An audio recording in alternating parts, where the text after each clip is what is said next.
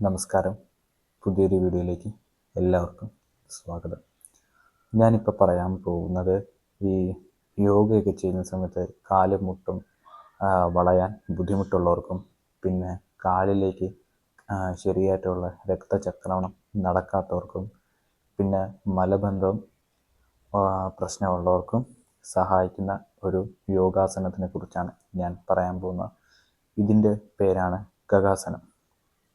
ഇത് ഉപ്പൂറ്റികൾ ഉയർത്തി കാൽവിരലുകളിൽ മാത്രം ഊന്ന് പക്ഷികൾ നടക്കുന്നത് പോലെ നടക്കുന്നതാണ്. ഗഗാസനം ചെയ്യേണ്ട വിധം: കുതികാലിൽ ഇരിക്കുക, കൈകൾ കാൽമുട്ടുകളിൽ കമഴ്ത്തി വയ്ക്കുക, ഉപ്പൂറ്റികൾ നിലത്തുനിന്നും ഉയർത്തിപ്പിടിച്ചുകൊണ്ട് നടക്കുക. അങ്ങനെ നടക്കുമ്പം ഓരോ കാൽമുട്ടും മാറ്റി കാൽമുട്ടിന് താഴെ കഴിയുന്നത്ര തറയോട് അടുത്തിരിക്കാതിരിക്കാൻ ശ്രദ്ധിക്കണം. ആദ്യ ദിവസം തന്നെ ഉപ്പൂറ്റികൾ പൊക്കി നടക്കാൻ സാധിക്കാത്തവർ 4-5 ദിവസം പാദം മുഴുവൻ നിലത്തു സ്പർശിച്ചുകൊണ്ട് നടക്കുക.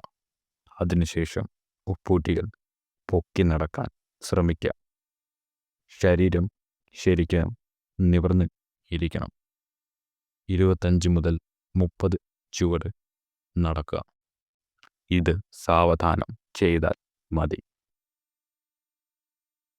ഇതിൻ്റെ ഗുണങ്ങളെന്ന് പറഞ്ഞാൽ ഇത് പ്രാർത്ഥന, ധ്യാനം മുതലായ ആസനങ്ങളിൽ ഇരിക്കാൻ കാലും മുട്ടും വളയാത്തവർക്ക് ഇതൊരു നല്ല അഭ്യാസമാണ്. പിന്നെ കാലിലേക്ക് ശരിയായ രക്തചക്രമണം നടക്കാത്തവർക്കും ഇത് നല്ലതാണ്. പിന്നെ മലബന്ധം എന്ന പ്രശ്നവും മാറാൻ നല്ലതാണ്.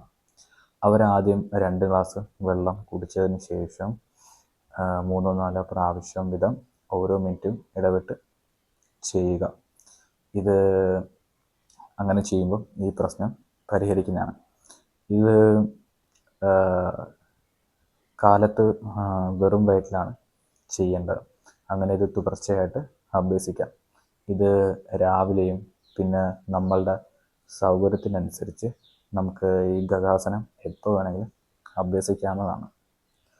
അപ്പോൾ ഈ യോഗയൊക്കെ ചെയ്യുന്ന സമയത്ത് കാലും മുട്ടും വളയാത്തവരും പിന്നെ ഈ കാലിലേക്ക് ശരിയായിട്ടുള്ള രക്തചക്രമണം നടക്കാത്തവർക്കും പിന്നെ ഈ മലബന്ധം എന്ന പ്രശ്നം മാറാത്തവർക്കും സഹായിക്കുന്ന ഒരു യോഗാസനമാണിത്. അപ്പം നിങ്ങളിത് ഡെയിലി ഈ ഗഗാസനം അഭ്യസിക്കുക. എനിക്ക് തീർച്ചയായിട്ടും അതിൻ്റെ പ്രയോജനം കിട്ടുന്നതാണ്. അപ്പം നിങ്ങൾക്ക് എല്ലാവർക്കും ഞാൻ പറഞ്ഞത് മനസ്സിലായെന്ന് വരുന്നു, ഇഷ്ടപ്പെട്ടെന്ന് വരുന്നു. നിങ്ങൾക്ക് എല്ലാവർക്കും എൻ്റെ ഈ ചാനൽ ഇഷ്ടമാണെങ്കിൽ എന്നെ തുടർന്നും സപ്പോർട്ട് ചെയ്യുക. അപ്പോൾ കൂടുതൽ വീഡിയോസിനായി എൻ്റെ ഈ ചാനലൊന്ന് സബ്സ്ക്രൈബ് ചെയ്തേക്കാം. അപ്പോൾ ബൈ.